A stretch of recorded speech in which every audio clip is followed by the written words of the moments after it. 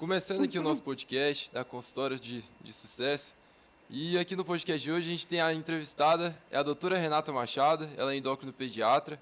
Vou falar um pouco aqui do currículo dela. E ela foi formada médico pediatra pela UFO, que é a Universidade Federal de Uberlândia.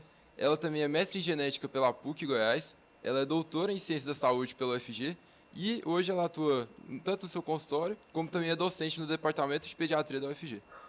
Então, eu queria que ela falasse um pouco quem que é ela. Ah, um prazer estar aqui. Eu fico super feliz. Vou contar a sua história comigo, né? É, Primeiro que essa criatura foi meu paciente, o irmão mais velho foi meu paciente, depois ele, agora o irmão mais verdade. novo, todo mundo precisando crescer um pouquinho. É, E os que já pararam de crescer estão muito bem, né? Ficaram com uma altura super boa. Então eu conheci esse rapaz no meu próprio consultório. E a gente criou, né, claro, uma amizade de anos aqui. A mãe já está no terceiro filho comigo.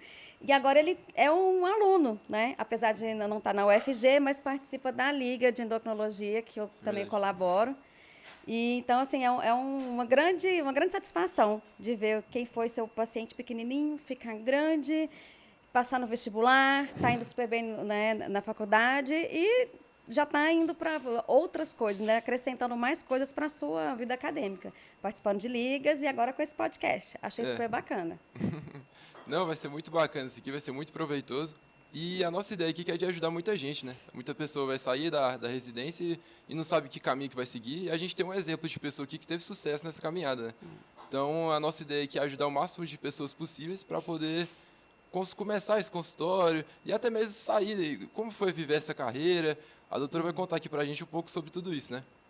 E eu queria que ela comentasse um pouco aqui agora, por que ela decidiu fazer medicina, por que ela escolheu a pediatria, como é que foi esse caminho dela aí, esse inicinho? Então, tem algumas coisas. Bom, meu pai é médico, e o primeiro médico da família, então, claro que tem essa influência, desde pequenininha, sempre convivendo em um ambiente hospitalar. Eu até 5 anos, a gente morava na cidade interior, e a casa era linkada com o hospital, então a cozinha que fazia a separação. Então, a gente estava sempre nesse mundo, conversas de médico e tal. O meu tio, o irmão da minha mãe também é médico.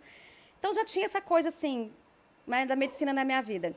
Mas uma coisa que me influenciou muito foi meu pediatra geral, que infelizmente faleceu agora na pandemia de Covid, o doutor Lindolfo, uma gracinha. E ele fazia um barulhinho de gato quando ia examinar minha barriga. E eu acreditava piamente que tinha um gato na minha barriga. E assim, era cada conversa, eu me lembro das consultas, eu achava aquilo o máximo. E para fechar, daqui não dá para ver bem, mas eu sou muito pequenininha. Eu minto que eu tenho 1,5 m, mas eu não tenho. Eu tenho 48. E na minha infância, eu era ainda proporcionalmente mais pequenininha ainda. Nessa época, né, eu nasci em 74, então nos anos 80, não existia a especialidade endocrinologia pediátrica, que é a minha especialidade de hoje. Em Goiânia, ninguém praticamente trabalhava com isso, mas existiam alguns pediatras que foram para endócrino e alguns endócrinos que tratavam crianças com baixa estatura. E tinha um professor em São Paulo, meu pai não lembra o nome, mas ele já era um senhorzinho mais idoso nos anos 80. E ele foi meu médico dessa época. Então, assim, aqueles exames de teste de GH eu fiz, o Foi. cariótipo, toda aquela coisa. E, na verdade, não tinha doença nenhuma. Minha mãe é um pouquinho menor que eu, minha avó um pouquinho menor que minha mãe, então é uma baixa estatura familiar mesmo, né? Mas como eu tive também um pouco de atraso de puberdade, então eu ficava muito pequenininha, ainda mais comparado com a minha irmã, que apesar de um ano mais velha, não tinha baixa estatura. Uhum. Então eu ficava assim, parecendo que ela era muito mais velha. E aí nessa de tratar dessa baixa estatura, eu viajava para São Paulo, então era chique, né, gente? A gente era um momento assim muito eu com meus pais e o meu médico, ele era muito diferenciado. Então, eu criança, ele me explicava o que é a idade óssea, o que é o crescimento, como Nossa, é que que é bacana. isso. Então, assim, eu com 13 anos, minha idade óssea avançou, porque eu tive um avanço rápido e tal, eu sabia exatamente o que estava acontecendo. Então, aquela fisiologia do crescimento e baixa estatura, e ver que era uma condição, mas não era doença. Então, assim, ele me explicava tudo. E quando eu decidi por medicina, eu pensei, eu quero fazer endocrinologia de criança. Nem tinha essa palavra, não tinha essa especialidade ainda, endocrinologia pediátrica. E acabou que na faculdade eu me apaixonei por várias áreas, cada uma que passava, é essa, é essa. Fiquei muito tempo apaixonada em cardiologia, mas a pediatria me pegou. Rodei por tudo no final, voltei para aquela que era a minha paixão inicial, influenciada por esse né, esse pediatra Pediatra. dos anos 80 que cuidou de mim, porque eu sou muito pequenininha. Nossa, que bacana. Não, bacana, né? Mas isso acontece muito, assim, de você se apaixonar por uma área, no semestre seguinte é a outra, isso é normal. Mas no internato a gente acaba decidindo mesmo para que lado que você vai. Nossa, mas muito bacana. A gente se conhece tanto tempo que eu não conhecia essa história, né? Engraçado. Divertido isso, né? Nossa, foi muito bacana essa história. Tem todo um contexto por trás de você ter feito essa escolha, né? Que é uma profissão muito bonita, né? Me marcou, e assim, a forma como ele me tratava, como ele falava, eu criança, 8, 9, 10 anos, né? E eu tento fazer isso no meu consultório. Então, eu, claro, converso muito com os pais, né? Claro, os pais vão decidir as coisas, mas eu tento explicar para a criança, na medida que ela consiga entender o que está acontecendo com ela, a responsabilidade dela na saúde dela, o que tem que fazer, etc. Sou meio brava, né? Mas precisa. E é verdade, e Mas precisa. eu posso confirmar isso porque eu já fui paciente dela, né? Muitos anos aí. E realmente é verdade, a gente vê que isso é muito importante para consultório também, né? Esse diferencial que você dá pro tratamento, de explicar bem. E até você tá explicando ali pra criança, mas o pai também tá vendo, a mãe também tá vendo, entende o que tá acontecendo. E tudo isso é importante, né? Porque a pessoa entender o tratamento vai facilitar ela manter aquele tratamento e fazer da maneira correta. Claro, né? não é assim, faz isso porque eu tô mandando. Não, faça isso porque os estudos mostram isso, aquilo. Se você seguir nessa linha, você mais à frente vai ter esse resultado. Então, você convence, né? E uma coisa que eu acho muito importante, que é uma frase de um santo, Santo Agostinho, e que minha mãe sempre me fala, né? Que, olha, a palavra convence, mas o exemplo arrasta. Então, eu sou muito chata com atividade física, mas eu faço. Eu faço 5 ou 6 vezes por semana. Eu sou chata com, vou botar açúcar para quê? Meu café é sem nada. Então, eu tenho que ter moral para dar aquela... Então, a gente tem que mostrar para o paciente que é possível. Olha, eu faço.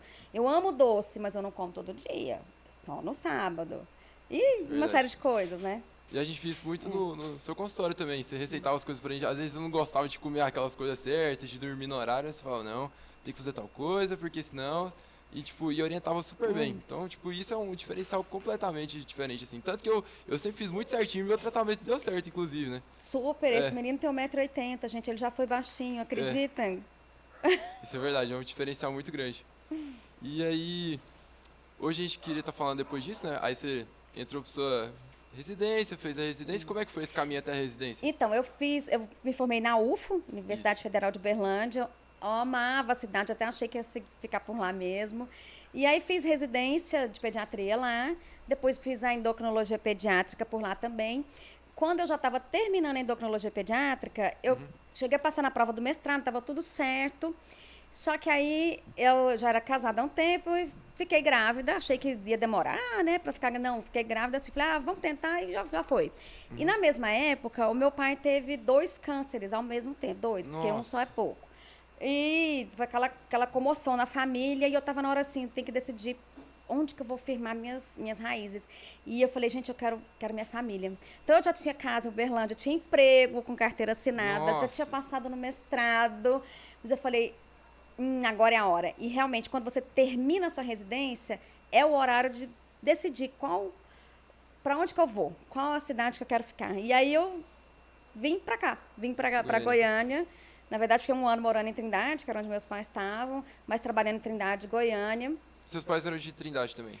Sempre foram? Na verdade, meus pais são do interior de Goiás.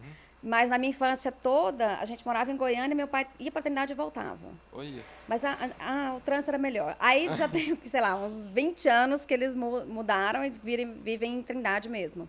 Então, só em Trindade mesmo. E deu tudo certo, meu pai ficou muito bem, graças a Deus. Depois ele teve mais outros 2 cânceres. Nossa. 4 cânceres, mas ele tá ótimo. Nossa, graças a Deus. Graças a Deus. E foi muito bom ter minhas filhas perto da família. Isso é uma coisa que a gente tem que pensar. Então, eu fiquei muitos anos, uma década fora. Cheguei aqui em Goiânia e não conhecia nenhum médico.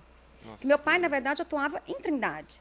Então, eu já tinha uma subespecialidade, já era pediatra, já era endócrino pediatra. Eu abri mão de fazer o mestrado nesse momento. E cheguei e falei, gente, e agora? Fiz o meu currículo. E olha, tem umas coisas muito de infância, né? Que eu sempre passava eu estava no Maria Auxiliadora, eu passava pelo Hospital da Criança. Eu falava, nossa, que hospital lindo. Um dia eu vou trabalhar aqui. Eu, criança, pensava, eu falei, gente, eu vou trabalhar aqui.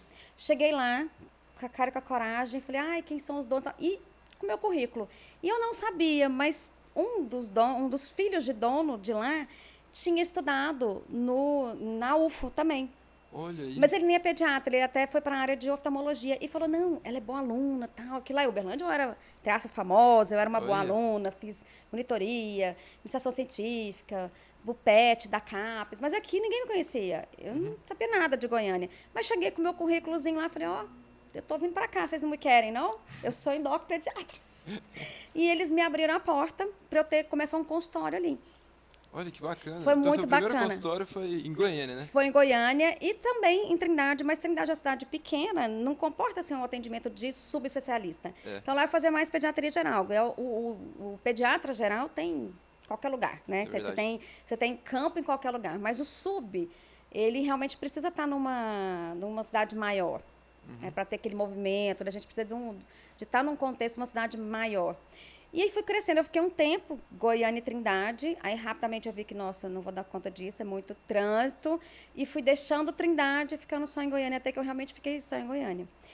E demorei 10 anos para voltar para a vida acadêmica, que eu Nossa. sempre gostei, mas assim, com criança pequena, depois logo uma filha veio outra, e sem conhecer ninguém aqui, mas eu tenho essa mania de professora, né? Sempre gostei de escrever, de dar, então chamavam, quer dar uma entrevista para o jornal, precisa falar disso, daquilo, eu ia. Nossa, E isso é comecei a importante. conhecer as pessoas. E até que em 2010 me convidaram para dar aula na PUC. Eu dei aula na PUC primeiro. Na PUC conheci pessoas do mundo acadêmico, aí entrei já na pós-graduação, com o pessoal da genética, e aí a coisa foi deslanchando, assim. Mas apesar desse hiato de 10 anos entre que eu já tinha passado um mestrado e deixei essa minha vontade ali, né, guardadinha, foi muito bom, porque eu pude me dedicar bastante também à parte do consultório. Isso é verdade. É. E Família e precisa de consultório, tempo. porque não é fácil, né? É uma demanda, assim, uma demanda grande. Isso é verdade. E agora, acho que você queria falar assim, essa coisa de marketing, né? Então, como eu cheguei aqui em Goiânia e não conhecia ninguém, eu falei, gente, o povo tem que me conhecer. É. Na época, então, 2001, tem muito tempo, já tinha internet, já tinha e-mail, mas assim, rede social era muito inicial, era o Orkut, que tinha uma pegada bem diferente. Isso é verdade. Os médicos, as pessoas profissionais não estavam assim, tinham alguns sites, mas não era essa, era muito diferente do que é hoje. Não existiam smartphones, as pessoas entravam pelo computador, então naquele momento restrito em casa, a internet era discada, era caro, então para bombar não era exatamente internet. Aí o que eu fiz? Fiz um negócio que chama mala direta. Não sei se você já ouviu falar disso, mas é tipo uma carta que você manda para várias pessoas. Olha Aí eu aí. falei, abri meu consultório no Hospital da Criança, e aí eu falei, o povo tem que saber que eu existo. Cheguei no CRM e falei, olha, eu quero mandar uma mala direta para os pediatras do estado. Aí eu, nessa mala direta, então era uma cartinha que abria, tinha assim na frente, médico de criança, aí abria, tem de ser pediatra. Olha. Porque era uma especialidade que estava começando. 2001, acho que era segundo ano que estava tendo prova de título. Então, aí que oficializou a endocrinologia pediátrica. E tinham muitos médicos já adultos que estavam tratando dessa área. Aí eu falava, agora em Goiânia, conta com médico, endocrinologista pediatra, formação essa, estou atendendo em tal lugar. E um cartãozinho, a gente usava cartão de papel, o povo era analógico Era antigamente. dentro. Então, era uma folha, né, tamanho A4, dobrada em 3, e eu mandei, e com um cartãozinho, mandei para os pediatras que eu peguei o endereço no CRM. Nossa. Hoje seria o quê? Um e-mail, ou um contato no Instagram, mas aí alguns pediatras falaram, que legal isso aqui, e começaram a me encaminhar, viram minha formação, e aí a coisa vai, e o boca a boca, gente, funciona. É o melhor de todos. Tipo, você tem um paciente que passou... Ai, doutora, eu passei em 7 médicos, ninguém fez o diagnóstico. Aí você fala, não, é um diagnóstico difícil, você tem um raquitismo, tal, barará.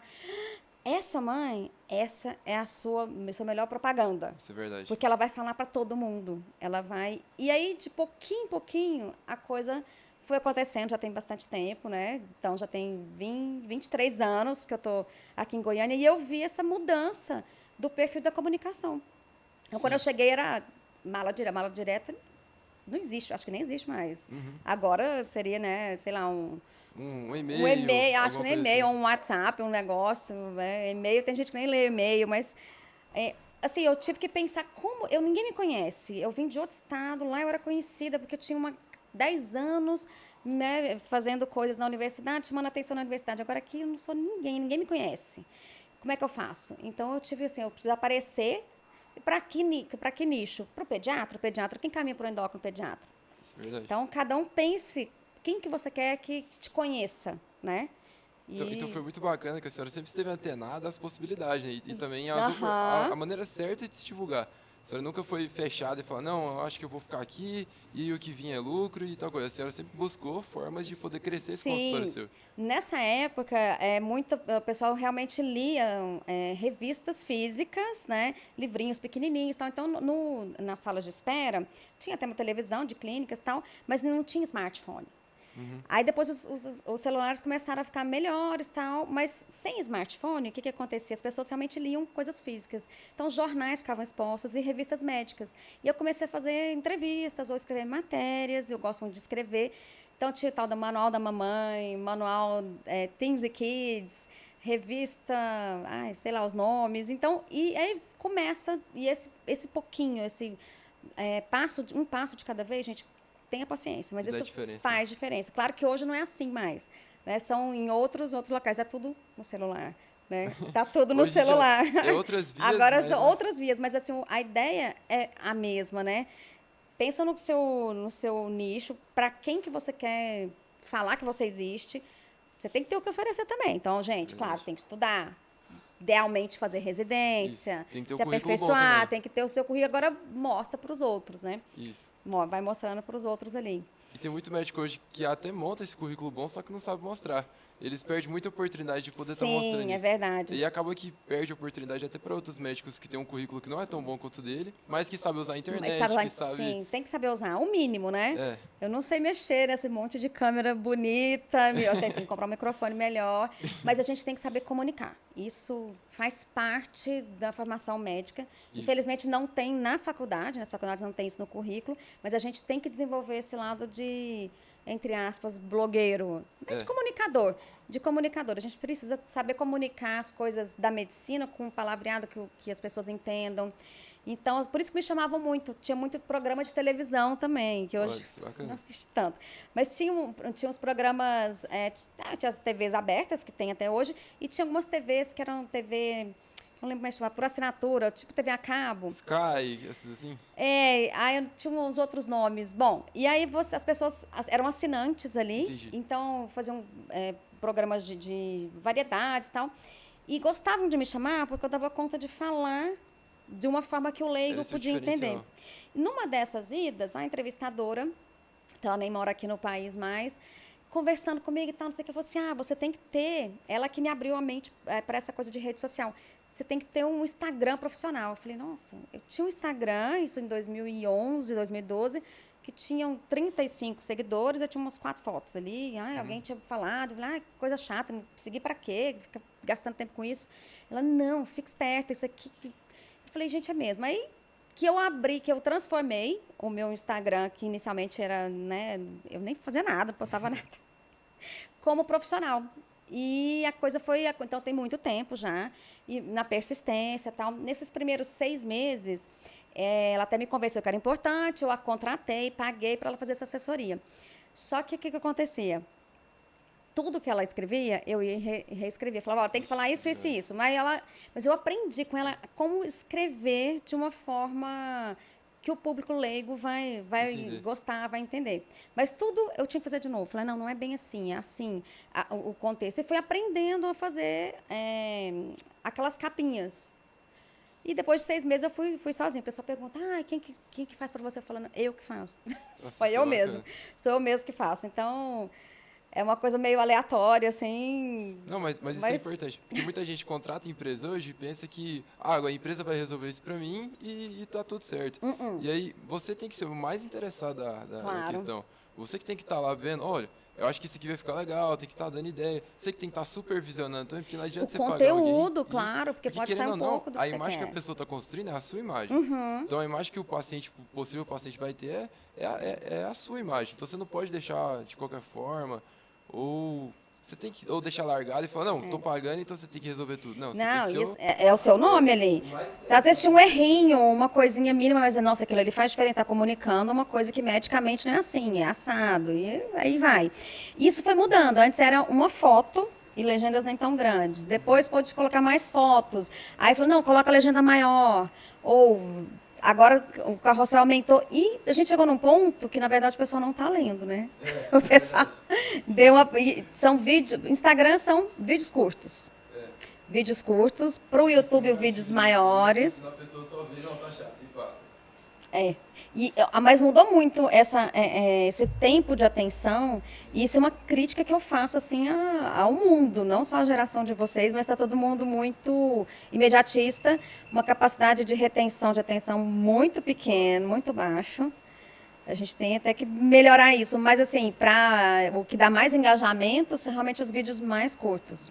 Hoje em dia tem uma economia da atenção, que quem consegue chamar mais atenção de início assim, primeiro consegue alguma coisa primeiro. Isso foi mudando, né? Antigamente o povo assistia muito YouTube, por exemplo, que eram os vídeos mais longos. Aham, eu gosto muito Isso, de eu YouTube. também. Até hoje eu faço tudo que eu vou fazer, eu aprendo no YouTube.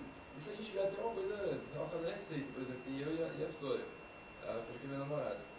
Ela vai ver uma receita, ela quer aprender a fazer uma receita. Ela pesquisa onde? No YouTube? Não, eu no TikTok. TikTok. Gente, TikTok eu não tenho.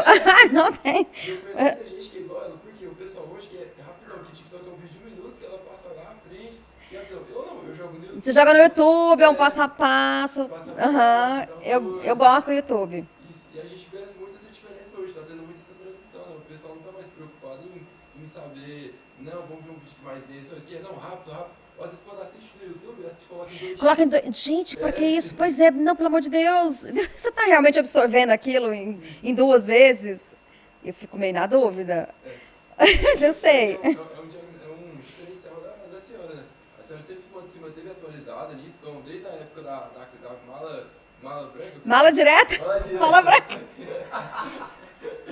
Mala direta. Da carta, pelo correio. Olha que coisa Neandertal, né? Neandertal é complicado. A gente vê que desde essa época a senhora sempre se atualizou. Então a gente passou disso para depois dar uma entrevista em um lugar ali que já estava, criar o seu Instagram. Sim. A gente sabe que até hoje você tem um YouTube que já é grande, seu Instagram já tem mais de 130 mil seguidores, a senhora sempre se manteve atualizada. Eu tinha o Facebook ligado ao Instagram, eu parei de ter, porque eu fui hackeada. Nossa. Isso aconteceu ano passado. E uma pessoa, não sei se estava na Sérvia ou fingiu que estava na Sérvia, fez alguma publicação de ódio usando a minha conta. Eu sei que assim, eu fiquei sabendo que passaram o meu cartão, olha só, para uma publicidade no Facebook. Eu falei, gente, eu não fiz isso. Eu fui olhar e recebi um e-mail que eu estava sendo bloqueada por conta de uma publicação de ódio. Não deu nem tempo de eu falar, ô Facebook, não fui eu não, eu tive que ir lá no meu banco, clonaram o cartão junto e tal. E eu falei, gente, não vai entrar mais. Achei que foi a segurança do Facebook estava muito ruim. Eu tinha um negócio de 2 fatores ali, mas a pessoa que realmente conseguiu entrar gastou o meu cartão de crédito. Nossa, é complicado, sim. E eu perdi minha conta. Falei, não vou fazer outra. Mas o Instagram é o lugar, né, que os médicos mais ficam. Hoje em dia está mais presente no Instagram. Mais presente no Instagram mesmo. Eu sempre fazia no Instagram e linkava para o Face. Falei, quer saber? O Face nem quis ouvir o meu e-mail falando que não era eu. Então foi um prejuzinho ali. E o Instagram, assim, tentam, viu? Vira e mexe, eu recebo e-mail assim, você está querendo mudar sua senha? Não, não sou eu. Alguém está aqui. O pessoal tenta. Tem a parte chata de ser um pouco conhecida no Instagram também. Por exemplo, quando eu falei não falei bem, falei a real da vacina para Covid, teve eficácia, teve segurança, tem esses efeitos, mas tipo, é para vacinar para Covid.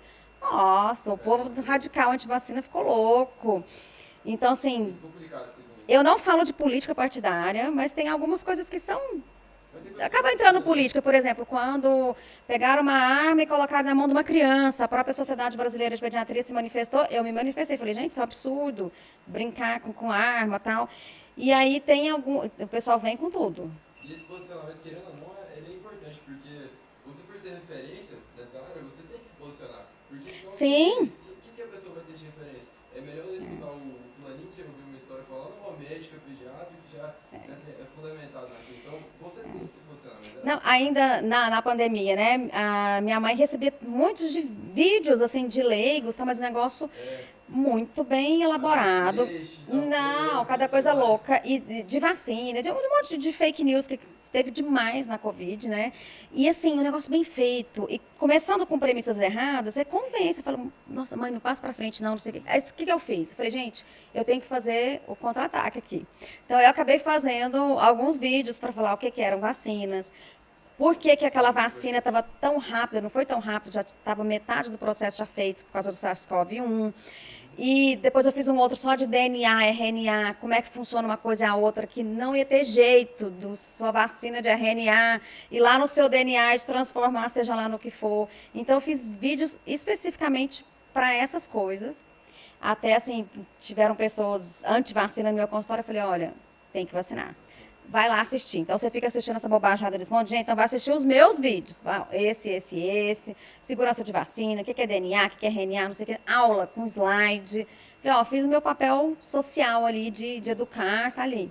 não, e muita gente pensa que fazer esses conteúdos é só mais questão de eu vou fazer aqui porque eu quero crescer na internet, quero que ser mais visto, para ter mais paciente. Mas, gente, também tem a função social disso. Com certeza. As pessoas que a doutora Renata ajudou, mudou a mentalidade da pessoa. Eu espero. Eu espero. Vidas que foram salvas por conta disso. Então, tudo isso tem uma função social. E dentro da medicina, que é uma função, é uma prática muito bonita, né? A gente tem esse potencial de ajudar pessoas a salvar a vida delas. Sim, coisas, assim, orientações básicas, pequenas, sobre o que não dar para o seu bebê. Olha, não pode dar chá, não pode dar. Se você der o mel, você pode causar uma doença fatal no bebezinho. Então, são coisas tão simples para a gente, que se a gente divulga bastante, a gente pode realmente estar ajudando, ou melhorando, ou salvando a vida de alguém que está lá longe, né? Eu e o Lucas, a gente é estudante, né? O Lucas está na produção aqui, pessoal. Ele vai aparecer depois. Tem que aparecer. Vira essa câmera. E a gente foi uma vez num ambiente que estava ali, era um campo, estava cheio de venezuelano, era Morada do Sol, era alguma coisa assim. E esse pessoal lá, a gente foi fazer uma ação social lá. A gente foi, inclusive, pela Liga de Medicina do Esporte. Foi uma liga assim, Que bacana. Aí foi ajudar o pessoal, né? A gente mesmo sendo estudante, eu tinha pediatria já, então eu já tinha essa noção. E aí a gente atendeu uma mulher lá, que o filho dela tinha cerca de uns 3 meses, 4 meses. E aí tava dando diarreia todos os dias e já tinha um mês isso. Nossa. E a UBS perto, tipo, ela não ia na UBS porque não tinha, falava que era longe, não tinha forma de ir. E realmente era bem triste, sabe? Aquelas casas feitas de judiação. papelão, tudo quanto é coisa. E aí a gente foi fazer uma anamnese básica com ela ali, perguntar umas coisas, não, então como é que você amamenta ele? Não, eu não amamento não, eu dou leite de fórmula. Ela falou, não, tá, e como é que você prepara essa fórmula sua então? Ela falou, não, eu coloco o leite com Todd, e aí eu coloco... Ai, meu Deus, tudo errado. Aí tudo foi se encaixando, assim, e falou, gente, o povo não sabe que não pode colocar um Todd na mistura de leite de fórmula. Um neném de 3 meses, meu Deus. E aí, além do açúcar, que já estava errado Nossa. também, além do açúcar, ainda tinha a questão do Todd, que se regulariza tudo em relação aos mortes que ela tem. Nossa. Então, isso aí a gente passou isso pra ela e a gente pensa que, gente, o povo precisa de ajuda. E a gente precisa de gente que se posiciona nesse meio digital para poder estar ajudando esse pessoal. Porque essa moça podia muito bem ter visto um vídeo na internet de uma porque ela acha difícil ir lá na UBS, mas ela tem um smartphone. Gente, o smartphone já foi caríssimo, né? E os mais tops são caros, mas ele está disponível, todo mundo tem. Isso é verdade. Às vezes a pessoa não tem um pessoal, mas aquela família, toda a família tem. Isso, Né? Toda a família tem. Às vezes uma tia dela escuta falando, nossa, você não pode fazer isso não, eu falando. Então, essa que é a coisa, o médico tem que se posicionar nesse ambiente, isso é fundamental. E com certeza. Uma grande negligência que a gente tem, né, nessa parte da formação acadêmica é que a gente não tem tanta essa noção do que a gente faz fora da medicina.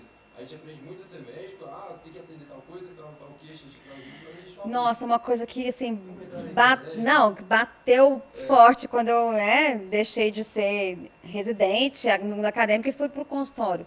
Gente, a gente tem que ter contador. Eu lá nem sabia de nada. Tem que ser gestor. Tem que ser...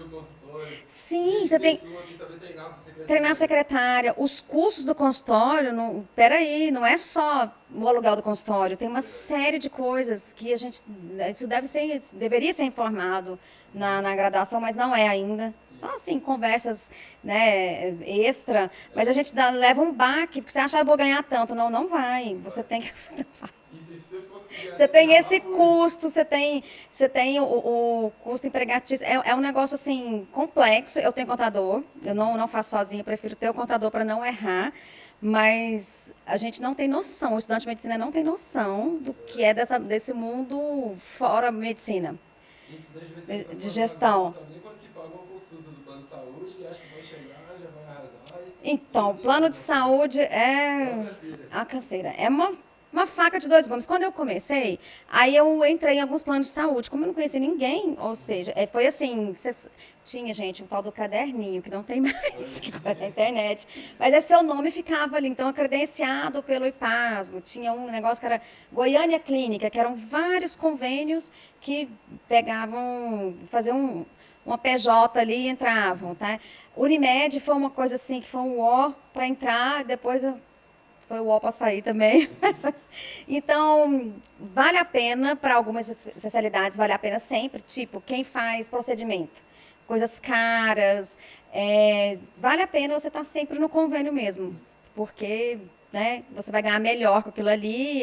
Principalmente nesse início, né? Caso você não tenha uma clientela tão formada E assim. sim, no início, eu acho que quase todo mundo vai precisar de estar com algum suporte, né? Ou ter um emprego mesmo, ou no seu consultório começa com algum convênio.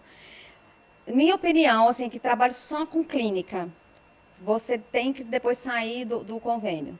Porque Se desmame, né? você tem que se desvincular, porque o que eu percebi, que foi também ficando cada vez pior, e é uma coisa, foi piorando, cada vez mais em termos assim de percentual de salário mínimo, percentual de dólar e tal, qualquer coisa que você olhe, está cada dia pior. A remuneração do convênio é muito ruim, é Se a gente muito for pegar ruim. uma proporção, por exemplo, o IPASGO vai pagar R$ 75 por consulta, Nossa, não. R$ 85 por uma consulta Que não paga isso. não vai. Porque você tem o desconto do não sei o que lá, e você vai ter que ter o desconto do imposto de renda, e aí o custo do E não tem consultório. custo de consultório, porque você não Sim. vai chegar com o consultório próprio para montar, ainda tem despesa de tudo, tem secretária para pagar. No começo, tipo, dava plantão para bancar o consultório. Depois você fala, o consultório está se tocando sozinho. Mas aí vamos ver aqui qual convênio vale a pena. Qual que é o meu lucro líquido realmente? Faz todas as contas. E eu percebi que tinham vários convênios assim que não valiam a pena de jeito nenhum. Não vale a pena. Então, quando você tira mesmo de líquido por hora trabalhada, é muito pouco. Então, ou você vai se render a fazer uma consulta meia boca, que na minha especialidade não dá, Acaba que você não, como você não ganha com a. Você tem que ganhar com a quantidade. com a quantidade. Você ganha com o valor. Isso não funciona para endocrinologia pediátrica. Não dá certo. Não vai Para pedir, clínica em geral. Por exemplo, você ganhar R$ 78 na consulta de pronto-socorro, que vai ser muito focada ali. Ah, tá com dor de ouvido. Tá bom, olhei o ouvido. Ah, tá com infecção, toma aqui esse remédio. Até poderia valer ali. Mas uma consulta de puericultura, que é a pediatria geral, que você fica 1 hora no consultório, 40 minutos no mínimo. Não dá. Não dá. Não dá. Impossível. Isso é verdade.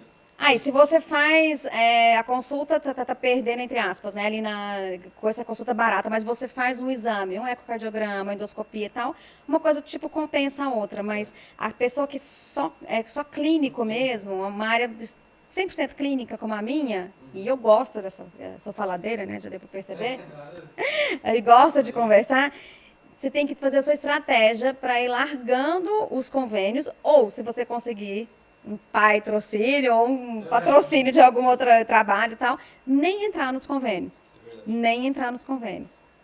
Muita gente tem esse caminho, né? Algumas pessoas até ficam presas, esse consultório acomoda. Às vezes tá tirando um valor ali que tá satisfeito, mas atendendo 60 pacientes no dia de consultório. Isso é uma loucura. Se a gente Isso, for pegar, não dá. E se a gente for pegar, por exemplo, uma proporção, a média que você vai pegar de valor de uma consulta no plano de saúde vai ser uns R$ 70, R$ 80 ali. Alguns Nossa, é até muito pagam pouco. melhores, com um plano de saúde melhor, pagam R$ 100. Mas se você for pegar o valor de uma consulta particular hoje, uma consulta particular barata aqui em Goiânia é R$ 300, é muito barato. Isso é muito barato. É muito barato. Agora, se você for pensar em outros profissionais com uma formação que não é tão dura quanto a nossa, 6 anos é só o mínimo. Então, você vai ter pelo menos mais uns 4 de residência. Bota 10 anos para começar. E esse tempo todo para ganhar só isso. É uma formação que são 10 anos e são 10 anos intensos, de manhã, de tarde e de noite, né? E a responsabilidade, não é só porque foram 10 anos intensos. Olha a responsabilidade. Então, se você compara com outros profissionais, né? Eu fiz a comparação na época, assim, não desmerecendo o profissional de salão, mas tipo, nossa, a consulta que me pagavam nessa época, quando eu falei assim, saí de convênio, eu ganhava por hora trabalhada menos do que a minha manicure. E eu falei, isso não é justo. Claro que eu respeito o trabalho dela todo, mas assim, poxa, a minha responsabilidade é muito maior. Então, você faz uma consulta aqui, não é só aquele momento. Eu prescrevi uma medicação. Se tiver um efeito colateral, ele vai me comunicar, eu vou ter que entrar de novo. Tal. Então, assim, qualquer complicação que tiver, eu tenho uma responsabilidade grande naquilo ali. Eu tenho que estar atualizado. E a gente gasta dinheiro com isso, né? Com atualização. É divertido, mas a gente... Eu deixo de ganhar porque eu não estou no consultório e estou gastando com a viagem. E o médico nunca para de estudar também, né? O médico que para de estudar vai ficar para trás. Ficar para trás e não vai conseguir ter um Se você não gosta de estudar, não faça medicina. Isso é verdade. Não vai acabar quando pegar o diploma. Não. Não mesmo. E a gente vê essa diferença muito grande, né? Tipo, muita gente atende muitos planos de saúde hoje, mas ela tem que ter essa noção, né? Tipo, por exemplo, se ela está atendendo 5 pacientes um dia ganhando R$80, ela faz isso por ganhar R$400. Se ela fechar um paciente com R$400, ela deixa de atender 4. Atende um bem atendido. E tenha paciência, que aos poucos você vai ter mais pacientes. Né? E um que com certeza vai poder indicar, porque ela vai fazer um tratamento bom, porque ela vai poder fazer comigo, explicar bem, fazer tudo certinho. Porque o mais importante, a gente vai ver que o que mais vai movimentar a consultório, né? Hoje a gente tem a consultório de sucesso, né? Que é a empresa que eu ajudo médicos nessa gestão de consultório. E a gente vai ver que o mais importante para girar essa máquina do consultório vai ser a indicação. A gente pode fazer essa indicação de marketing, pode investir em tráfego, pode investir em coisa, mas isso vai ser por uma fase. Ninguém aguenta ficar investindo todo mês bruto em tráfego, sabe? Só clínica grande que tem um resultado muito bom. Mas o pessoal que está começando agora tem que entender que o mais importante é essa indicação, que vai ser esse paciente seu, que não vai ser só um paciente que vai chegar lá, pegar a receita e vai tomar, mas vai ser um paciente que, além de ele ser constante com você, vai ser um promotor também seu. Sim, ele vai para a vizinha, para a colega de trabalho, vai na festa da família e conta. Assim como faz também a contrapropaganda. Nossa, aquele médico nem olhou na minha cara, nem tirou, pesou meu filho de roupa. Então, assim... E muita gente não tem a noção de que, principalmente para médico que trabalha com doença crônica, ele é um paciente que vai ficar muito tempo com você. Então, se você conseguir manter uma recorrência ali... A fidelização é super importante. Você está captando paciente o tempo todo, você só precisa ter uma rede de pacientes bacana. E isso é muito importante da gente saber. E aí também, entrando dentro dessa parte, né, a gente falou sobre questão de vida médica, consultório e demais, e muita gente não tem essa noção. Então, você que não tem noção, abre uma tabela da Unimed e tenta dar uma olhada lá nas pesquisas. Às vezes você vai na residência agora, dá uma pesquisada lá, como é que funciona o plano de saúde.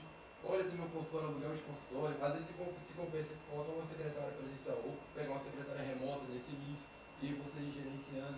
Tudo isso aí tem que ser estudado. Isso é uma parte que a gente não tem na faculdade que não. Mais... E assim, divulgar também. Não começa um consultório todos os horários para você, que fica super caro. Né? Você tem... Impossível. Ou se tiver dinheiro sobrando, né? Se tiver um pai para bancar. Aí dá, mas... E assim, minha tarde de consultório é minha. Não tem paciente marcado. Fica lá. Esteja lá, fica lá estudando, porque se pode aparecer alguém. Então, assim, tem que ser... tem que ter disciplina. Você tem que ter um momento para estudar o consultório também. Você tem que ter esse tempo vago para você poder pensar em coisa nova para fazer. Pensar, não, acho que eu vou aparecer em tal coisa. E exatamente o que você falou. Às vezes o pessoal foca muito em Instagram, Google, tráfego, mas esquece que, por exemplo, ela aparecer na TV já vai ser um leque de oportunidade que abriu para ela. A pessoa vai ver, olha, eu vi tal doutor que apareceu em tal lugar, ou aparece em um congresso para dar uma entrevista, aparece até aquele pessoal que aparece na Record para falar, olha tal coisa, indica tal coisa. Quem é visto é lembrado. Então, tudo isso vai ser importante. Essa mesma pessoa que está te vendo ali naquele lugar, quando você falar que você é tal coisa, ela vai atrás de você para consultar com você. Você vira referência para ela. Falou tudo. É isso aí. E assim, tem que ter paciência, porque não é do dia para a noite. Né? Tem que ter persistência, com certeza. Persistência, independente das suas.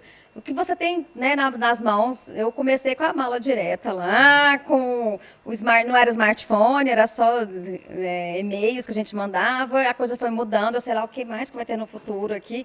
Mas a persistência, com certeza, vale para qualquer, né, para qualquer device aí. Isso, e a persistência buscando evoluir, né? E a gente viu que você sempre buscou essas formas, inclusive, até hoje, né? Você no início continua estudando, continua produzindo conteúdo na internet. Inclusive ontem eu estava até elogiando o vídeo da senhora que a senhora fez novo. Muito bacana o que a senhora fez.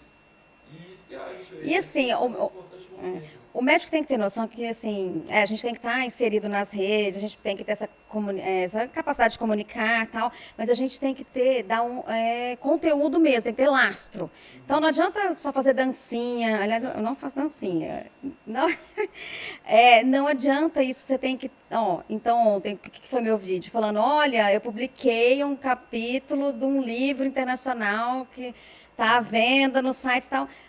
Então, teve assim, então eu fiz um vídeo que deu uma notícia dessas, mas quantas horas eu gastei para fazer esse capítulo e etc. Então, a gente tem que continuar estudando, produzindo. Eu gosto da vida acadêmica. Tem gente que não vai gostar, né, mas independente de gostar ou não de vida acadêmica, de produzir conteúdo acadêmico, para você produzir o conteúdo da rede social, você tem que estar estudando, você tem que estar indo em congresso. Às vezes você não vai estar apresentando pôster, mas olha, você vai estar lendo artigo científico e a partir daí se atualizando e tendo o que falar. Não adianta você fazer só gracinha. Né? Nós não somos artistas, nós tem que ter essa postura médica também, com certeza. Tem muito médico que faz uns vídeos no TikTok, às vezes história, mas nossa, é uma coisa assim que você fala. Não, tem umas coisas bizarras, tem umas coisas. Tem umas coisas que são bizarras mesmo. Assim, fica até feio assim pra imagem da profissão, né? Nossa, infelizmente tem os médicos picaretas que sabem, eu não sei se, não, acho que a maioria sabe o que está fazendo sim. Alguns pode ser pela ignorância, mas estão vinculando falsas notícias ali, falsos tratamentos e o pessoal embarca, porque eles são muito bons de comunicação. E a gente tem alguns por aí, infelizmente. E entra nisso que a gente estava conversando, né? Você que é médico, que tem uma formação boa, ou que você está se formando bem, você tem que se posicionar nesse meio. Porque se você não se posiciona, você abre a margem para esse pessoal que não sabe de nada, dar umas informações na internet e todo mundo acreditar, porque teoricamente era para estar correto. Né? Então, o médico tem que se posicionar nesse meio. Da mesma forma que o médico se posicionava antes, né? Das maneiras que a gente estava conversando, ele tem que fazer isso agora no digital, ele tem que estar presente nesses vídeos. E vai começar, tem começado, né? Porque tem tantos absurdos. Da semana passada, uma profissional falou então que diabetes ia ser curada com tratamento para vermes. Se você fizesse o tratamento de vermes, ia acabar com diabetes. E aí duas pesquisadoras, até nem médicas, mas da área da saúde, falaram, isso é um absurdo. Fizeram um react e elas foram punidas. Agora o STF foi chegar lá, hein? Falou, não, elas estão falando a verdade. Gente, você não pode falar qualquer coisa na internet. Liberdade de expressão é uma coisa. Veicular fake news, falar mentira, falar coisa anti-ciência é outra. Então, assim, os CRM, CFM estão ficando mais em cima para tem uma maior liberalidade agora para a gente fazer algumas coisas antes e depois, sair com foto com o paciente, né? Mudou as normas éticas, né, para propaganda e tal, mas manter a veracidade, manter os pés no chão, seguindo a ciência, é uma coisa básica. E eu imagino que esse movimento de não deixar a picaretagem para frente, ele vai se fortalecer, vai aumentar, porque é diferente você ter liberdade de expressão e você extrapolar e passar mentira para frente. Nossa.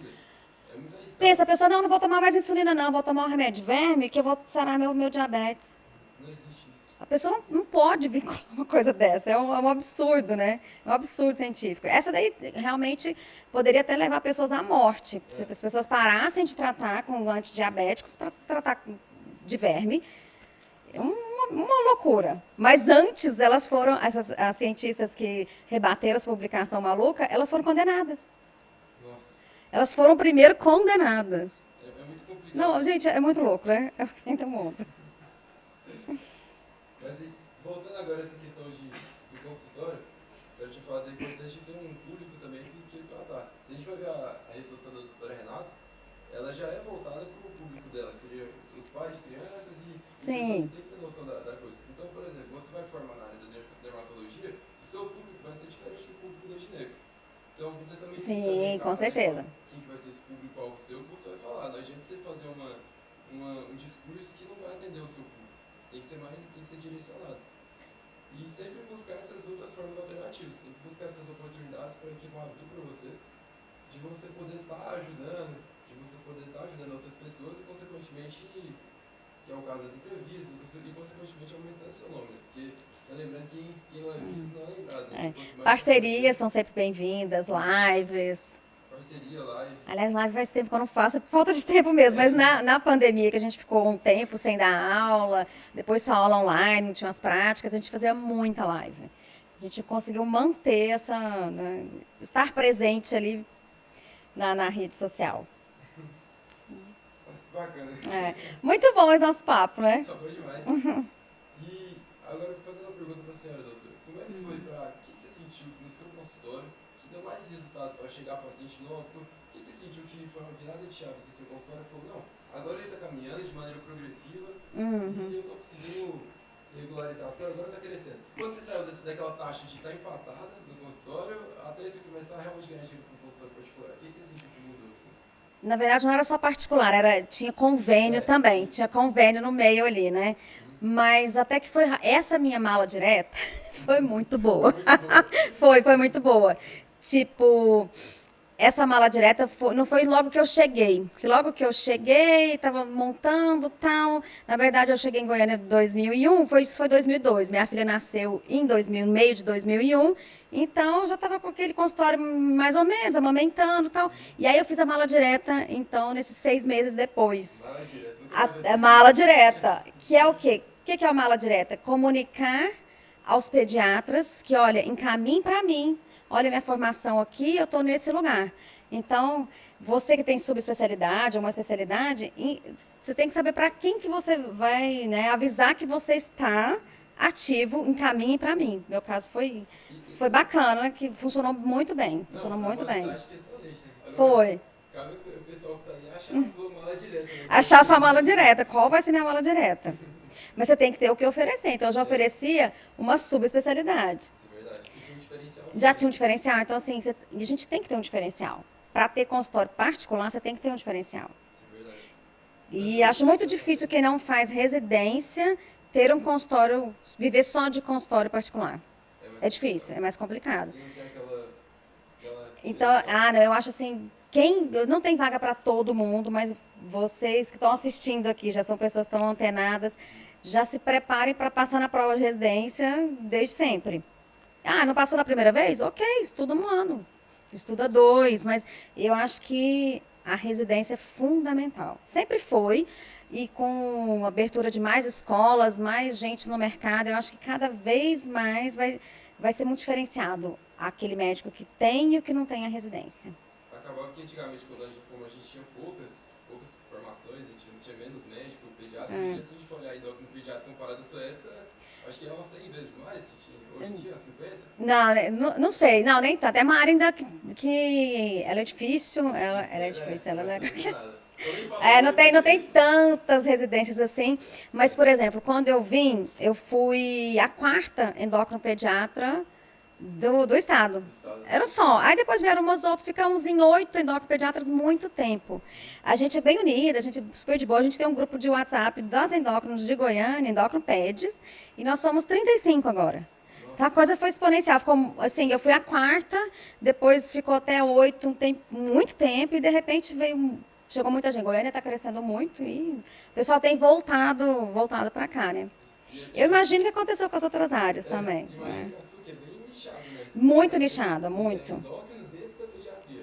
Agora, sim. Por exemplo, para um oftalmo que atendia na época que você chegou aqui em Goiânia, e aí, hoje em dia, nossa, muito mais oftalmo. Tem. Aí que entra a questão do diferencial. Porque antigamente a régua era baixa de nivelamento. Agora, Uma coisinha ali a mais, você pronto. gera de Agora você é oftalmo, não, eu vou ser oftalmo especializado, sei lá o quê, na retina, ou só em criança, ou só. Então, ter uma sub, daqui a pouco ter a sub vai fazer muita diferença também, para você conseguir, se você tem esse objetivo de viver de consultório. E se você não tem essa sub, você tem que ter um tratamento muito diferenciado que vai te fazer subir. Uhum. A régua já aumentou de nível. Já. Antigamente você fazia alguma coisinha a mais, já estava acima da média. Hoje em dia, como tem muita gente também se diferenciando, né? Tem essa característica. E tinha uma coisa que eu queria falar, agora eu lembro dela. Eu esqueci, saiu aqui da cabeça. Mas aí, continuando a história aí como é que foi pra... Você chegou no consultório, você fazia plantão, quando era? Eu fazia muito. Em Goiânia, não fiz plantão. Não fiz plantão em Goiânia. Eu fazia muito plantão quando eu morava em Uberlândia, então no último ano de residência, mas aí não tinha plantão da residência. Aí eu tinha um emprego já de plantão e de ambulatório no sistema público lá, e dava plantão na universidade também. Quando eu vim, e aí eu não dei plantão. Também eu tava grávida, eu sempre fui muito dorminhoca. Aliás, gente, pense no estilo de vida para escolher a sua especialidade. Então, assim, eu estava na pediatria, eu gostava muito de UTI também, de neonato. Falei, gente, mas isso é plantão a vida inteira. E eu sofro com uma noite mal dormida. Falei, nossa, quando a gente está bem jovem, no começo todo mundo vai dar plantão, todo mundo vai ter, né? Aquelas ressacas pós-plantão que a gente fica meio mal. Falei, mas eu não quero isso para minha vida inteira. E aí que eu voltei mesmo para endocrinopediatria. Falei, é uma coisa que eu vou a longo prazo conseguir ficar sem plantão. Você falou que você ia fazer o quê? Pensei em várias coisas, mas eu cogitei fazer UTI ou neonato. Era viver de plantão. Então, assim, já tem gente que não gosta de pessoas perturbando fora de horário. Então, vai viver de plantão, terminou o plantão, acabou. Ninguém tem seu telefone, ninguém fica mandando recado e tal. Ainda mais que você que era mãe, como é que você Pois é. É muito complicado, né? Não, é bem complicado. E assim, eu lembro que eu cheguei aqui, era uma época de muitos concursos. Mas aí eu fiz concurso do Estado, da Prefeitura, da Universidade, essa universidade pediu desoneração. Mas as propostas eram assim, plantão, plantão, plantão. Ah, tá, pode fazer o ambulatório de endocrinopediatria que a gente precisa. Eles precisavam do endocrinopediatra, mas eles queriam plantão à noite. Eu falava, não, eu quero amamentar. Eu não vou. E eu fui exonerando. Mas foi bom. Então, acabou que eu fiquei mais presa, entre aspas, né, no consultório, e isso foi deslanchando ali. Mas aí eu parei de dar plantão praticamente quando eu terminei a residência. Mas não é uma realidade de, assim, não. A maioria vai dar um plantão ou outro. Mas como pediatra, eu queria amamentar exclusivamente até o 6º mês e depois manter, não tinha como dar plantão, eram plantões 24 horas, não tinha condição, né? Não dava. Nossa, essa dica aí realmente é muito importante. Você tem que pensar no seu plano de Sim, vida. e seu plano de vida, tipo, eu não gosto de conversar com gente, vai fazer rádio, vai fazer patologia. Não vai fazer coisa de gente, vai fazer patologia, né? Não, gosto de área cirúrgica, mas, sei lá, não quero ficar 15 horas em pé. Então, que tipo de especialidade cirúrgica que as cirurgias são mais rápidas? Então, você tem que pensar nesse estilo de vida que você vai ter a longo prazo e que com 20, 30 anos depois de formado, a gente, né, pode ver o que você consegue deixar como sustentável. Isso é verdade. Isso aí muito Tem gente que detesta consultório. Fala, como é que você aguenta? Fala, nossa, eu detesto ficar a noite de plantão. Ficar a noite toda em pé, acordado. É. Ainda mais que tem aquelas partes de sobreaviso, aí o povo tem que chamar de madrugada. Sim, então É muito questão de... não tem jeito fácil. A medicina não é fácil.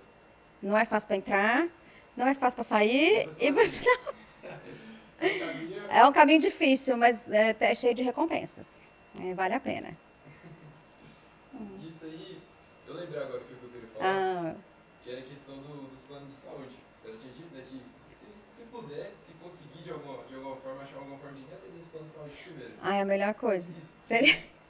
O que eu ia falar era justamente por isso, né? Porque muita gente pensa, eu vou começar no plano de saúde para poder montar minha clientela, e aí depois disso eu vou estruturar meu consultório. E vai saindo, Só que muita gente esquece que o paciente do plano de saúde não é um paciente que é seu. Ele não está lá atendendo porque você que é lá, porque é a doutora Renata e porque você faz um bom trabalho. Ele é paciente do plano de saúde.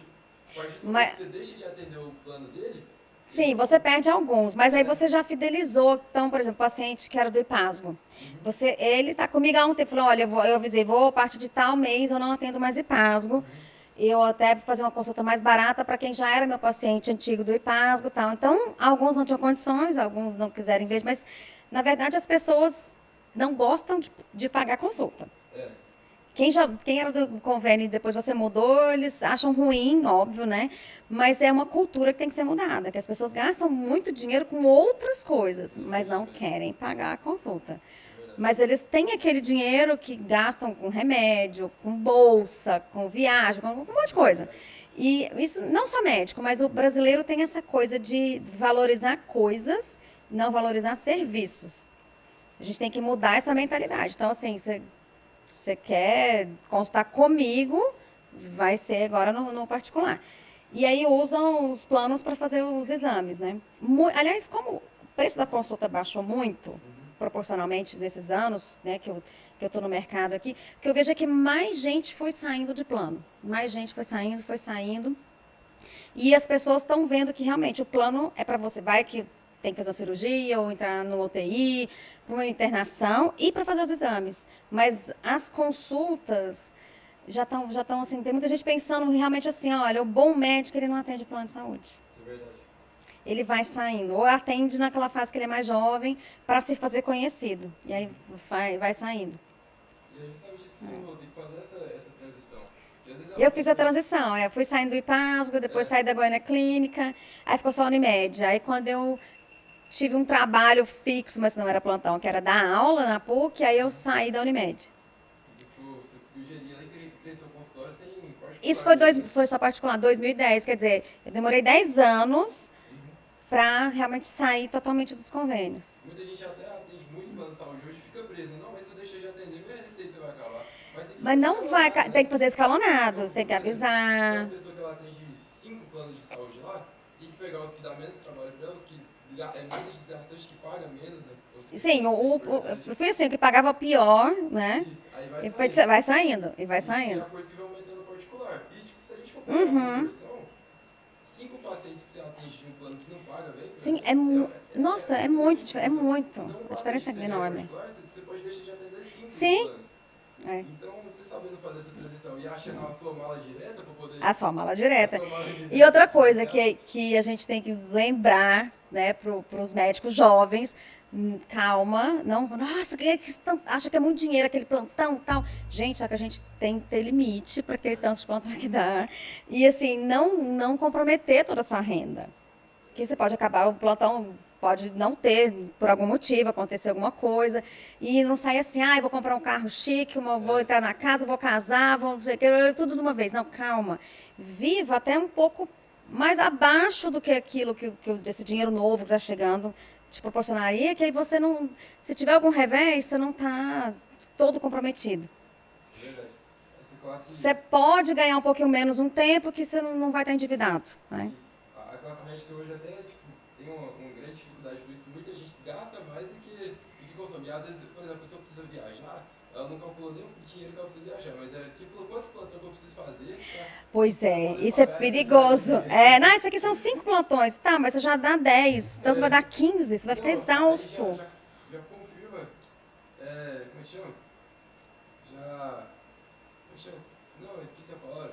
Já confisca o plantão que vai fazer mês que vem, para a viagem que vai fazer agora, já tá... Não, tem que ser o contrário. Primeiro você. Porque vai que, né? A gente teve um problema grave em Goiânia agora, nesse ano, que teve cano, a palavra é cano mesmo. A prefeitura deu cano em diversas entidades aí. Os anestesistas. Isso, eu vi que Nossa, foi muito. Mas não foi só anestesista, não, porque eles são mais unidos, e aí. Acho que tinha sido em Anápolis, que eu acho que tinha sido. Mas Goiânia também. Eu sei que assim.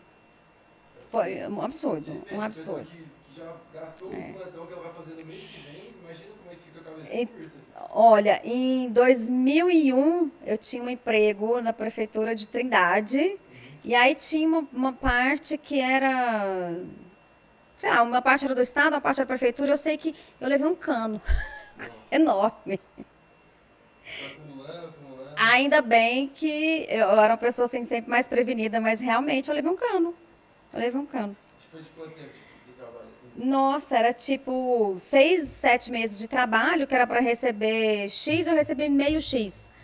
Porque a parte, agora eu não lembro o que que era Estado, o que que era Prefeitura, que tinha que pagar. Nossa. Não pagou. Não pagou. Que acaba que a gente. É. Essa medicina é muito vulnerável. Isso é uma coisa muito vulnerável, diferente do direito, que a pessoa do direito faz os seus melhores concursos, né, gente? Se você gosta de direito, é mais fácil de ganhar dinheiro. Se você gosta de estudar e gosta de direito, você vai ganhar dinheiro mais rápido. Porque aí é uma coisa que é segura.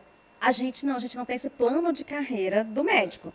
Ah, vai trabalhar na Biboca, numa cidade bem pequenininha, tal, e depois você vai igual o juiz, vai para uma cidade pequenininha, depois vai melhorando, vai subindo de cargo. A gente não tem isso. Não tem. Então, assim, pode ser indicação, pode ser um concurso oficial, chegou tal. Mudou a política, muda. Isso acontece, conversa com o pessoal. Então, assim, você está ganhando muito bem na prefeitura tal. Simplesmente pode do dia para a noite fazer assim. Estabilidade não existe. Não tem estabilidade. Não tem. Não tem estabilidade. Isso é um problema grave da carreira médica no Brasil. Você sempre tem que ter essa questão. Muita gente fala que no medicina você tem até um paraquedas, porque você faz um plantão ali e já ganha uma grana boa. Só que também, se você tiver um custo de vida alto, você esquece, cara. E assim, a gente não tem 13º, não tem férias, mas a gente paga os funcionários do consultório, os funcionários de casa, férias 13º, imposto de renda, bababá. E quando você tira férias, se você é só profissional liberal, você tem que lembrar que você deixa de ganhar e gasta as férias. Ao contrário do funcionário que ganha 30% a mais das férias, você está deixando de ganhar. Então, tem que ser tudo planejado. Tem que ser tudo planejado, senão você fica estressado. Ai, voltei de férias, meu Deus, agora não tem dinheiro para nada. Não. Eu levantei de um geriatra que falou assim, que ele foi fazer uma viagem de 2 semanas. E aí, essa viagem de 2 semanas dele, ele falou, cara, vou ter que parar o consultório. E ele tava justificando aqui, tipo, ele não tava querendo só trabalhar com o consultório por conta disso, porque o consultório é muito independente dele. Se ele fica 2 semanas sem atender, ele fica 2 semanas sem ganhar. E se ele fica 2 semanas sem ganhar, o gasto dele é dobrado, porque ele vai gastar na viagem e ele vai deixar de ganhar. Exatamente. Então, é muito complicado, você não tem aquela segurança, você perdeu o emprego? Perdeu, agora você vai atrás de outro, vai atrás de outra coisa, você pode não receber, então não é tão fácil como o povo. Não. E emprego de carteira assinada praticamente não existe. Isso é verdade. Não existe. Paga muito pouco. Paga muito pouco, porque também os custos para quem está empregando são muito altos, né? Então, assim, a gente tem que lutar para que a gente tenha concursos como o pessoal do direito. Assim como tem a carreira de juiz, de promotor, tinha que ter a carreira do médico da saúde pública. Então, ele começa como médico da saúde, do postinho, tá, e vai aumentando. Aí, depois ele pode ser médico do hospital secundário, depois parará, e vai melhorando o salário de acordo com a sua capacitação e vai subindo na carreira, como acontece, né, com o direito. Mas a gente não tem. Essa reivindicação é muito antiga e não sei se a gente vai ter isso tão cedo. Acho que Eu não vejo essa perspectiva, ainda mais com esse monte de pessoas entrando no mercado. isso é verdade. Muita faculdade nova. Muita faculdade. Não pode aprovar a faculdade.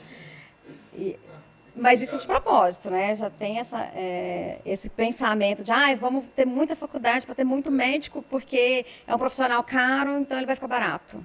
Isso já é pensado desde os anos 80, já tem essa conversa, É né? muito complicado, porque muita gente pensa, mas o médico já ganha muito bem, então tá tudo certo. E, tipo, cara, se for parar pra pensar, o custo de vida hoje não é muito bem você ganhar. Nem todos os médicos ganham muito bem. Isso, e também tem a questão disso, porque tem o risco envolvido, tem o gasto envolvido, tem uma questão, porque, por exemplo, ele tá trabalhando hoje no plano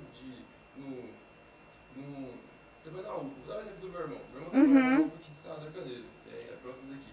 Ele trabalhava em uma UPA de lá e ele ficou tipo 3 meses sem receber o salário dele. E aí você Do nada. Do nada. Serviço público. Do nada, desculpa. Aí você pensa, que previsão que tem nisso? Então. Ele trabalhava por PJ ainda, não era nada tipo de contrato. Que geralmente hoje eles utilizam PJ para poder pagar menos imposto. Sim. Então, o que a gente tem que fazer? Bom, ter diferenciais. Então, eu estou na PJ lá no Senador Canedo, mas eu tenho meu consultório, não sei onde, mas eu não posso ficar horas demais, porque eu tenho que ver essa questão de custo do consultório. E uma coisa que a gente precisa ter também, eu já pago há um tempo, um seguro. Porque assim, vai que eu fico doente, Deus me livre, faço tudo para não ficar, mas vai que eu fico doente. Então, o que eu ganho na universidade é muito pouco. Então, eu ficaria recebendo só aquele da universidade. Mas aí, como eu pago um seguro, então, se eu precisar ficar, sei lá, 6 meses sem trabalhar, então eu vou receber. Então, a gente tem que pensar em todos esses gastos aí como coisas do dia a dia. Sim, verdade. É. E pro médico mais ainda tem que ter essa gestão financeira mais Tem. que todo mundo. Porque Não pode empolgar. Nossa, ganhei tanto no plantão. Opa, peraí. Você tem que pensar na insegurança, nas férias, no 13º, no imposto de renda. E vai que você precisa de ficar parado um tempo. Tem que pensar em tudo isso. Exatamente. Tem que investir em consultório, o que você usar para viver. Nossa, posso financiar tal carro? Não, porque senão não vai bater. A régua não bate. A régua não. Esse mês que vem o meu plantão não pagar.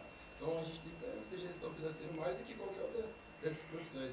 Precisa. E até mesmo que o próprio gasto é alto, porque se a gente for ver na classe da medicina, a própria classe também já exige um patamar de financeiro bacana. Porque você não vê médico que não tá. Você não pode chegar para um médico que ele tá mal vestido, ele tá coisa. Então o próprio médico, a própria médico exige Não, e assim, o custo, o consultório, comparando com outras salas comerciais, ele é muito mais caro.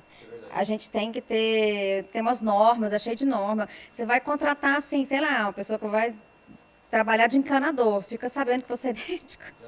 Dobro. É tipo isso, tem essa cultura também. O dobro do preço. Sério. Eu tô falando isso porque uma vez eu tinha um encanador que sempre ia na minha casa e tal. E eu dei uma entrevista na televisão e ele me viu, aí ele não sabia com o que eu trabalhava. E aí ele falou, nossa, mas...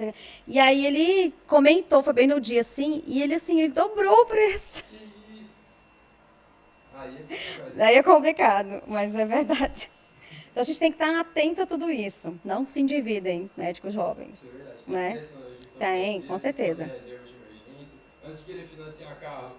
Calma, calma. Junta sua base ali, junta seu dinheiro para poder seguir construindo as coisas mais de maneira correta, né? Muito instável assim, né? Muito. Mais hoje em dia. Nossa, muito. E queria perguntar um pouco como é que é ser docente lá na UFG, como é que foi esse caminho, como é que tá sendo, você tá gostando? Então, Para quem tá começando consultório, às vezes começar a ser docente. você tem que ter um perfil, É. porque financeiramente não compensa. Mas, então, o pessoal tá falando, mas isso é possível, você deixa de estar no consultório, você ganha muito melhor no consultório que lá, você é boba. Pensando financeiramente, Mas também é uma coisa que é um diferencial. Olha, a consulta dela é mais cara, mas ela tem mestrado, doutorado, é docente, publica livro, é um diferencial. Se espera na doutora Renata. Mas eu faço porque você tem que gostar. Se você não gostar mesmo da vida acadêmica, não é uma coisa que compensa. Não compensa. Mas para quem gosta é meio uma cachaça, assim, uma paixão. Eu gosto muito, eu estou em liga, estou em monitoria, gosto de TC, a liga é boa. Gosto de orientar TC de residentes também, eu gosto muito. Então, até tem que diminuir assim, esse ritmo, meu Deus do céu. Mas a gente fica aquela animação. Tem gente que tem essa vontade e, olha, eu acho que tem que ir. Você vai no começo até ganhar menos, mas depois vem outros benefícios, né? Isso é verdade. Depois tem os benefícios. Depois tem outros benefícios ali. A gente é feliz, a gente ganha pouco, mas é feliz. Mas no caso do médico, acaba te ajudando a ganhar melhor no consultório. Outros profissionais até de saúde e tal, ok. Outros que não têm essa oportunidade de ter um consultório, um atendimento, como o pessoal da saúde em geral, fica pior ainda, que fica só o salário da universidade mesmo, né? Que teve um desgaste, assim, nossa, 6 anos sem aumento nenhum. Zero. É complicado, né? Zero. Aí quando você vê quanto que o salário mínimo aumentou em 6 anos, quanto que o dólar subiu em 6 anos, a gente fez essa conta. E o povo não tem dó de médico porque acha que ganha bem, só que o salário do médico é o mesmo e a inflação aumenta, tudo aumenta, diminui o salário. Até que os médicos da EBSER e tal, assim, até teve um aumento, mas os professores, mas de qualquer área, né, federais não tiveram aumento nenhum. Teve nada. Não, é demais. Não, é demais, né? Outras culturas, o professor ele é reverenciado, né? Dizem que no Japão, o único profissional que o imperador se inclina é o professor. E é um fato, né? Porque é uma profissão que vai formar os próximos. Não Sim. adianta, por exemplo, a gente não ter bons médicos lá, licenciando e lecionando, cara. Lecionando, né, nesses lugares, porque senão os médicos que vão ser formados não vão ser bons médicos. E se a pessoa é uma boa pessoa para ensinar, pra dar aula, ela também vai ser uma boa pessoa no consultório. E acaba que a gente vê que é difícil de ter casos como o da senhora, por exemplo, que a senhora sabe que se a senhora for atender só um consultório hoje, a senhora vai ganhar muito mais. E é muito médico que escolhe esse lado financeiro do que o próprio, de estar na faculdade ensinando e tal coisa. E acaba, e não tá errado, né? A pessoa sempre tem que buscar a melhor de vida, né? E então por isso que esse salário tinha que ser mais alto. Eu tenho esperança que vai melhorar. Agora, tem que ter, né? Já foi, tipo, nos anos 70, 80, o professor universitário ganhava bem no Brasil. Mas a coisa foi ladeira abaixo e, infelizmente, mesmo com a troca de governo, aí não teve essa melhora que era esperada. Mas tem promessa, né? Para o ano que vem. A gente teve uma greve, mais até dos funcionários do que dos professores. Os funcionários ficaram meses. Aqui o UFG ficou... Da medicina, nós ficamos só 3 semanas de greve. E aí teve um acordo que para o ano que vem vai ter um aumento, sei lá. Amém. Amém. Mas seja bom. É isso aí. É muito bacana, gente. Por isso que uma coisa que a gente aprende, né? Tanto dessa conversa, é que você tem que buscar justamente esses diferenciais. Eu acho que as palavras-chave hoje seria esse diferencial. Tanto na forma de comunicação, que você tem que buscar essa forma de comunicar melhor, porque dentro da medicina você vai ter que se desenvolver dessa forma. Tanto como na forma de você ter uma empresa hoje em dia, nem que seja uma empresa de pneus, você tem que ter seu diferencial nela. Na medicina você também Com tem certeza. seu diferencial. E você tem que estudar essas áreas. Então, por exemplo, comunicação, você tem que buscar essas outras formas de você poder estar se desenvolvendo para poder ter um destaque, né? Igual eu estava falando antes, agora ainda mais que tem esse tanto de médico formando, agora que é hora de você se diferenciar mais ainda. Com certeza. Começa na faculdade e a coisa. E não acaba nunca. E não acaba nunca. É achar o seu público da mala direta. A mala direta. Eu acho que esse A mala as direta. pessoas falam, a mala direta. Acho que seu público da mala direta. E agora caminhando mais pro final assim, do podcast, eu queria que a senhora falasse mais o que a senhora espera desse tempo, assim, de questões de o que a senhora espera produzir no conteúdo, o que a senhora espera fazer nas suas redes aí, tem alguma novidade, alguma coisa que você espera? Então, eu tenho muitas ideias, mas pouco tempo, né? Que eu conheço tanto de coisas aí. Mas, então, meu YouTube tá meio bagunçado, mas eu quero deixar com mais frequência as aulas, tanto aulas para leigos e aulas para profissionais de saúde também. Até tem umas playlists separadinhas ali. Tem muita coisa nova na endocrinologia pediátrica, né? Medicações novas chegando, e formas de abordar paciente e tal. E as coisas antigas têm que ser revistas também. Eu sou meio italiana, né? Conversa com a mão. E, então, assim, tem uma listinha já, assim, do que eu quero fazer de vídeos maiores para o YouTube. E eu espero que as pessoas voltem a ter mais atenção para conseguir ler um texto grande, assistir um vídeo grande e tal. A gente tem que... A gente viu que essa captação de atenção mudou muito. Mudou muito, mas isso é uma coisa péssima. Até uma coisa que eu estudo bastante, que é o efeito do excesso de tela. Eu estudo a parte hormonal, com a queda da melatonina, isso traz um monte de problema para a puberdade, para ganho de peso, para crescimento, mas a parte neurológica é um absurdo, ela é muito aguda, assim. E tem todo um consenso de que crianças e adolescentes têm que dar uma reduzida nesse tanto de tela, senão a atenção vai para o espaço. Muita gente com diagnóstico errado de TDAH, na verdade, tem 8 horas de tela por dia.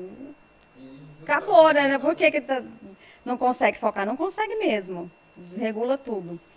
Então, as pessoas têm que conseguir, gente. Nossa, como assim? As pessoas não assistem vídeo com mais de 1 minuto e meio? Pediram... Sim, tá cada vez mais acelerado. Calma. Tem esse contramovimento também. Tem muita gente falando assim, olha, vamos deixar redes sociais só a partir dos 16 anos. Criança com celular antigo.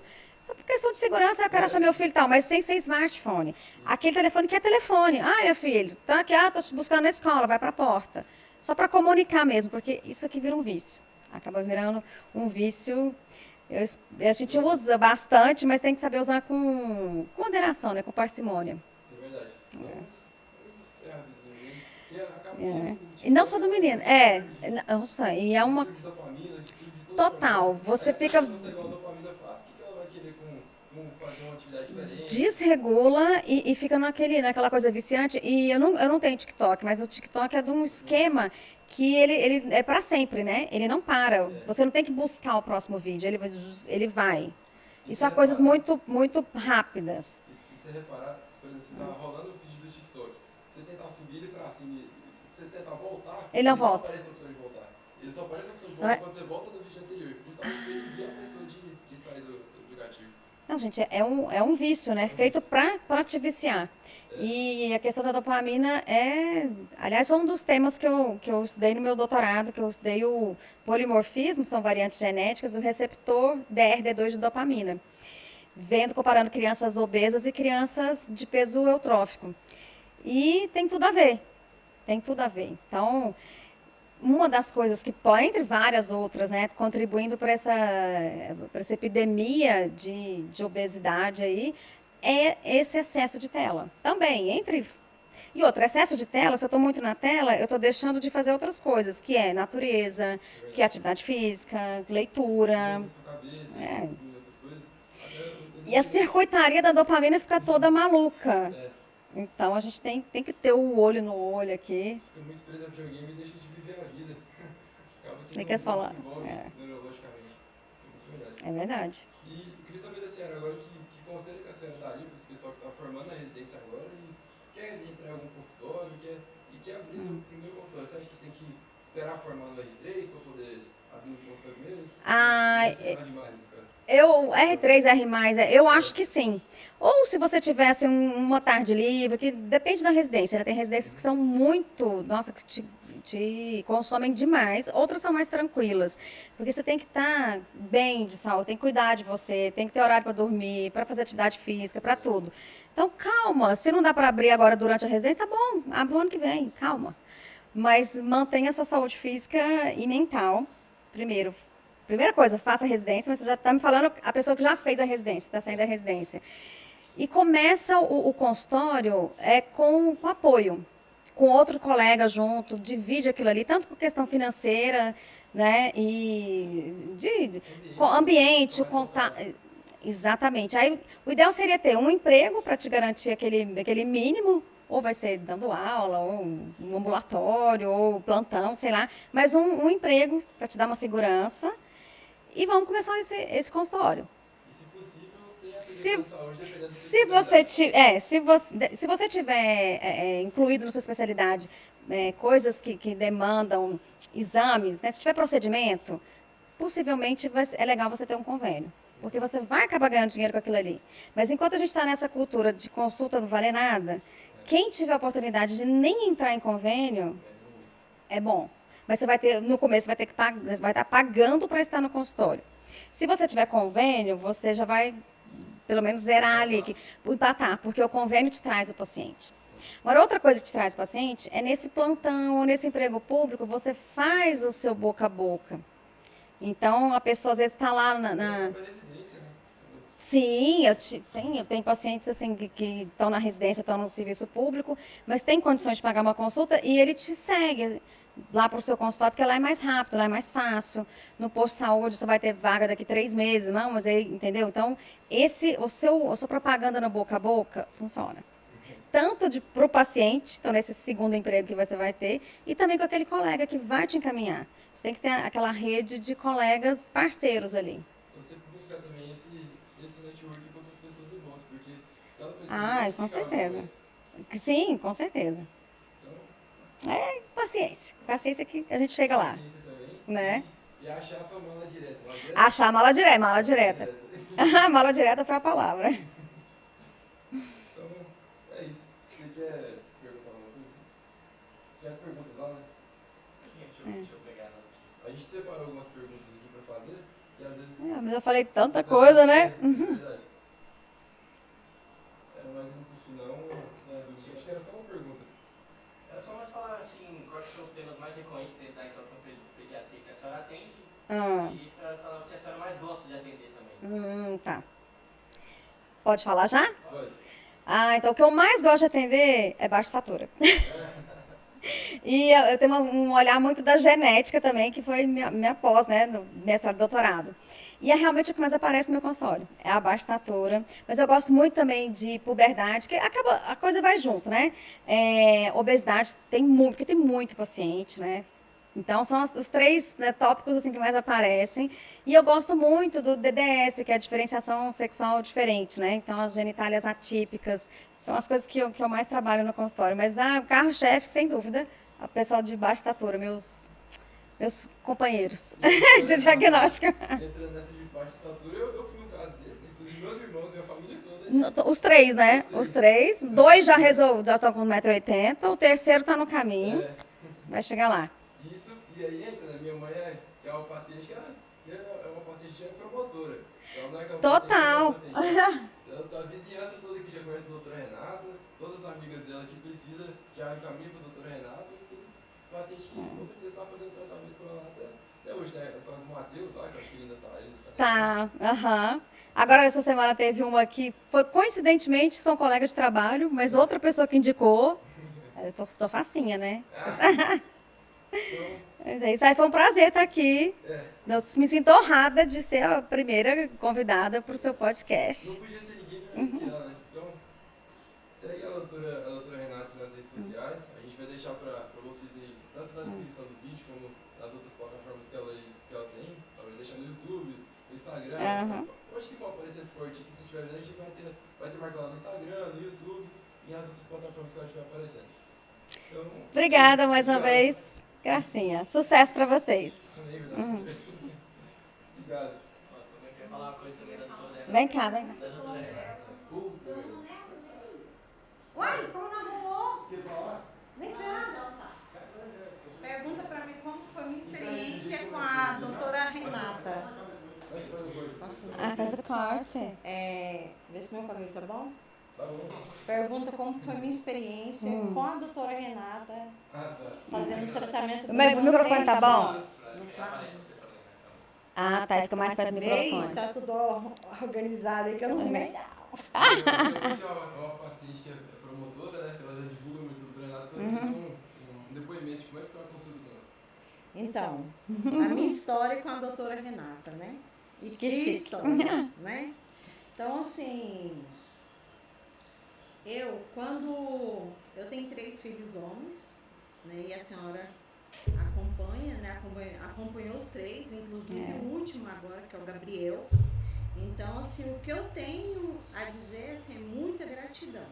Porque, assim, eu sofri muito no início, né?